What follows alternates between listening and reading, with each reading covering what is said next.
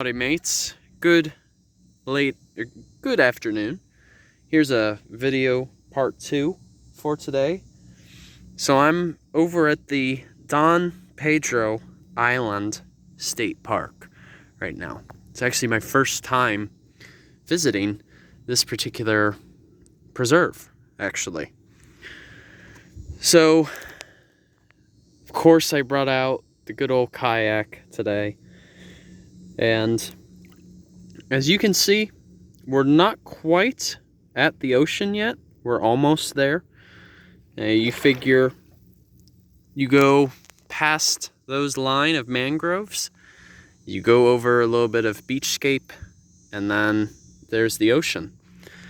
But right now I'm basically standing in part of Lemon Bay. And I decided to establish myself right next to a red mangrove island. Now, this is what red mangroves are capable of doing. They can basically establish themselves with their prop roots and essentially create their own island. So it's actually quite neat to see. And not only that, but it also creates something called a rookery, where basically migratory birds have the opportunity to basically breed. And it serves as like a rest stop for them, whether it be roseate spoonbills, cattle egrets, snowy egrets, great white egrets, great blue herons. I mean, just all sorts of wading birds. It's a great opportunity for them to rest if need be. As always, I like to analogize rookeries as rest stops, you know, like on a highway, for example. So then you look at the ground or the bed, and we're seeing basically a bunch of eastern oysters. So a lot of these eastern oysters establish themselves on red mangrove prop roots. That's like one of their basic means of having a home, essentially. Now, it looks like a lot of these might possibly be dead. I'm not really sure.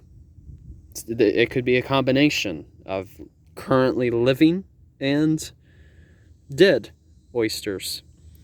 But essentially, their oysters, or their shells, are made out of calcium carbonate, which is also the same component or the same compound that makes up limestone. Surprisingly enough, a lot of Florida's bedrock, you know, below the surface, is also limestone.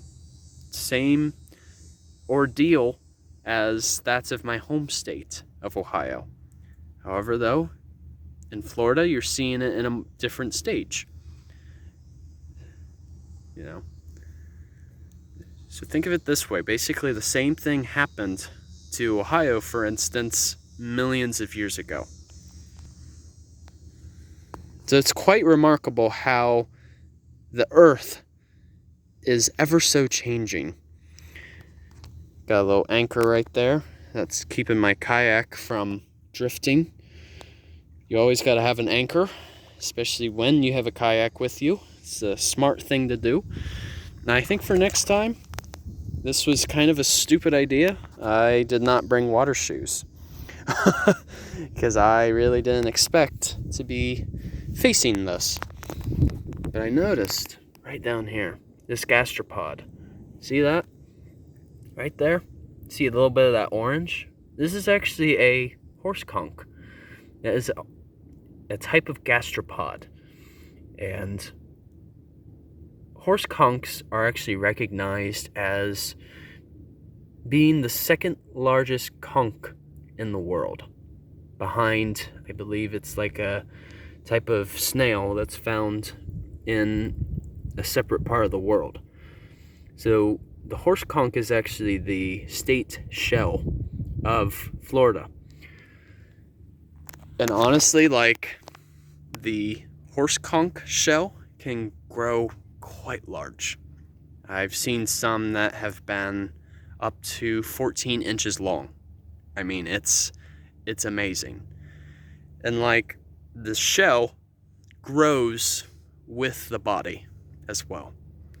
So kind of like a gopher tortoise, right? It doesn't just live in a shell. The shell is part of the body and grows with it. Same thing applies to a horse conch or any gastropod, honestly. But a gastropod, the main features is basically a shell that spirals.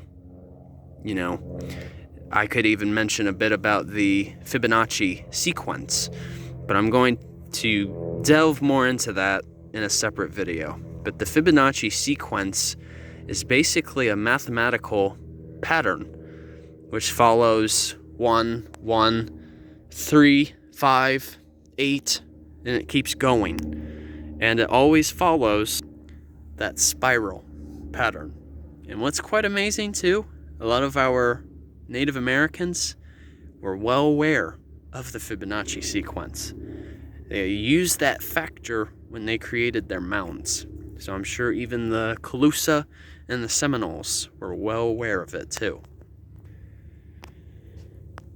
But basically what the horse conch is doing, it's basically creating like a bore hole into the oyster so that it has the capability of feeding on it. And you can see like right there, that's where its proboscis is based. And somewhere along its body towards near the proboscis is the location of its eyes. So like I said, they are truly remarkable creatures. Excuse me. But yeah, this is essentially an estuary where we are right now. So we're having a bit of that brackish water. But since we are closer to the ocean, it's bound to be that the water has a bit of a higher salt volume. I mean, that is a given, considering how close we are. Wow. And as I've mentioned, why we should really care about our estuaries is the fact that they're excellent nurseries. I mean, even like our well-known fish down here in Florida, such as that of the tarpon, for example, they need this type of habitat.